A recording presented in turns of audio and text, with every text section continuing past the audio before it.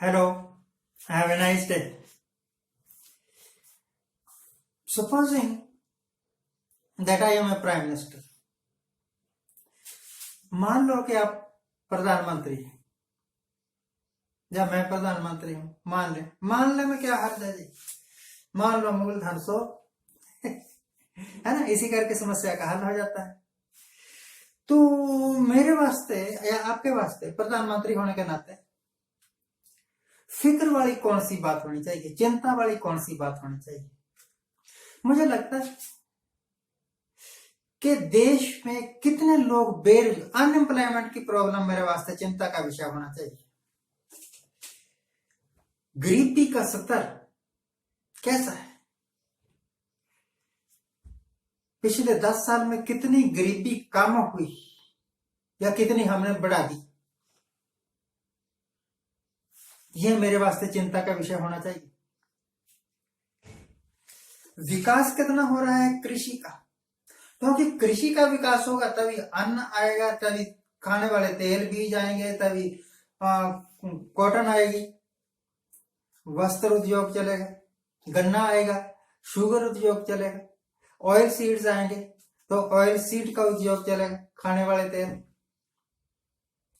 मेरे वास्ते चिंता का विषय होना चाहिए कि हमारे यहाँ अनाज की कमी ना हो, खाने वाले तेलों की कमी ना हो, खाने वाले तेल बीजों की कमी ना हो, शुगर की कमी ना हो, कपास बहुत ज्यादा हो, पटसन बहुत ज्यादा हो, जो भी कृषि की उपज है वो ज्यादा से ज्यादा हो, लोगों को रोजगार मिले, किसानों का जीवन स्तर सुधरे। क्योंकि ज्यादा फसल होगी तो ज्यादा मार्केट में जाएगी, ज्यादा मार्केट में फसल जाएगी तो किसानों को ज्यादा पैसा मिलेगा।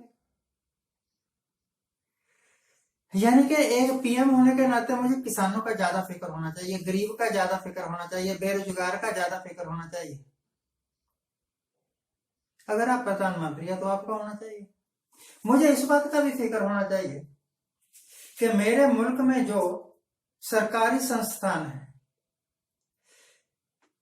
जैसे स्टील फैक्ट्रीज है, जैसे भारत हैवी इलेक्ट्रिकल्स जैसी बड़े संस्थान है, जैसे हाल है हिंदुस्तान एरोनॉटिकल लिमिटेड, जो भारतीय रेलवे है, स्टेट रोडवेज है, सड़कें हैं सरकारी,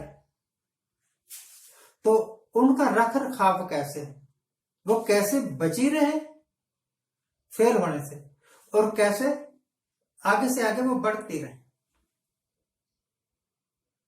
मेरी चिंता होनी चाहिए कि मेरे देश के लोगों को रेल का सफर मिले और सस्ता सफर मिले। आज से 2 साल पहले अम्बाला से अमृतसर लगभग 40 रुपए में पहुंच जाता था आदमी पैसेंजर ट्रेन में, और अब 150 से कम नहीं लगते। यानी वो ट्रेन ही बंद कर दी जो सस्ता सफर देती थी। तो तूने कौन सा प्रधानमंत्री होने के नाते गरीबों का कौन सा फायदा कर दिया भाई? लोग कहते हैं पेट्रोल महंगा है, लोग कहते हैं डीजल महंगा हो गया, लोग कहते हैं एलपीजी गैस दुगने से ज्यादा रेट पर होगी, मैं भी कहता हूं।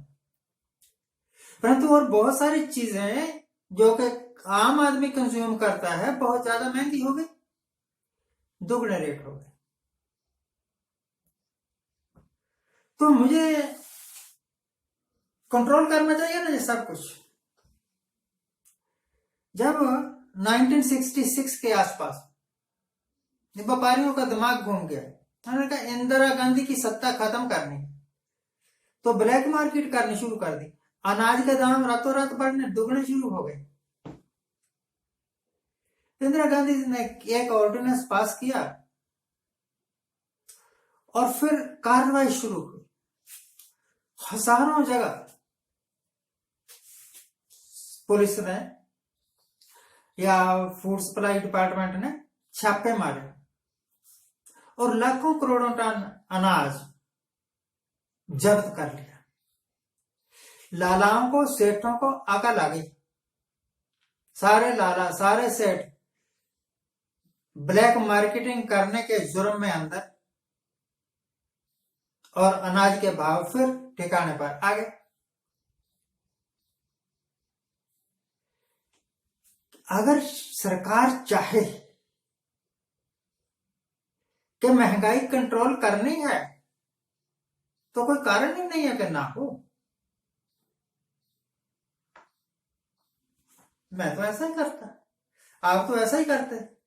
क्या आप, अगर आप प्रधानमंत्री हैं, अगर आप जिन लोगों की वोटें लेकर जीते हैं, प्रधानमंत्री बने हैं, उनके प्रति आपका कोई जवाबदेही है, रिस्पॉन्सिबिलिटी है, आपका कोई फर्ज है, तो आप क्या उनको महंगाई की चक्की में पिसने देंगे? नहीं। पब्लिक को राहत देने के लिए आप कड़े से कड़ा कदम उठाएंगे, मैं तो उठाऊंगा। तो भैया एग्रीकल्चर की डेवलपमेंट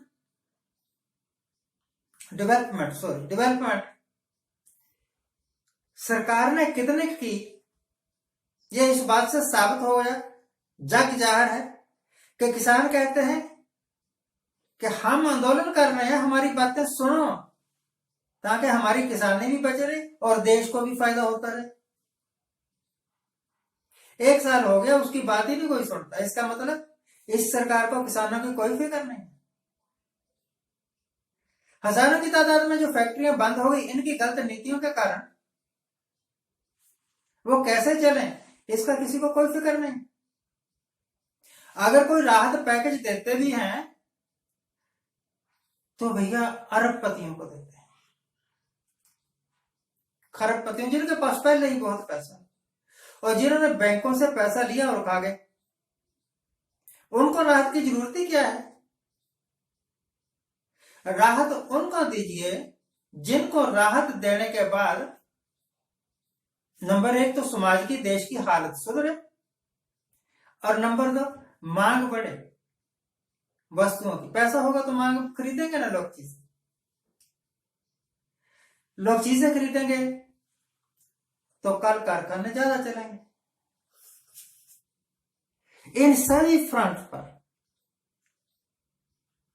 सोचने के बाद यह भी सोचना पड़ेगा कि देश में कानून व्यवस्था कैसा है। परंतु यहां तो खुद ही कानून व्यवस्था बिगाड़ रहे हैं। दिल्ली में शोर मचा के एक निहंग ने ना एक आदमी का गर्दन काट दिया, मार दिया उसको। जैसे बाद में पता लगा कि वो तो कृषि मंत्री का मित्र है, और बाद में फिर अगले दिन पता लगा कि निहंग सिख के रूप में, निहंगों की छावनी में 1-2 आदमी पकड़े गए जो निहंग थे ही नहीं, जो सरदार भी नहीं थे, जिनके सिर पर केस ही नहीं थे। अगर आप इसी तरह की चौचलेबाजियों में लगे, चलाकियों में लगे रहोगे ना, तो ये काइयापन किसी काम नहीं आएगा। मैं आपको क्यों बता रहा हूं, मुझे आपका क्यों फिक्र हो। जो आदमी जैसा बीतता है वैसा काटता है। फल तेवे हो पाइए जे वे ही कार कमाइए।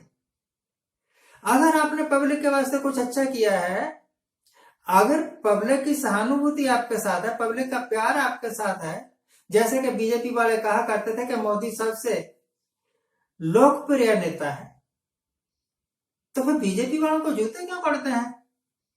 गांवों में जाओ और खा लो जितने खाने हैं। सब झूठ है, ये प्रोपेगेंडा गवर्नमेंट है। प्रोपेगेंडे पर, मशहूरियों के आधार पर कोई भी सरकार नहीं टिकती ज्यादा देर, और पतन निश्चित होता है। देश की फिक्र करिए, तभी आप सुरखरू होंगे। फिर दोबारा तो फिर भी नहीं बनेंगे। आप जितना मर्जी देश की फिक्र करते रहो, क्योंकि आपकी करतूतें बड़ी गलत है। फिर भी अच्छा अच्छा बोलो, अच्छा अच्छा करो। आज के लिए इतना ही। Thank you very much for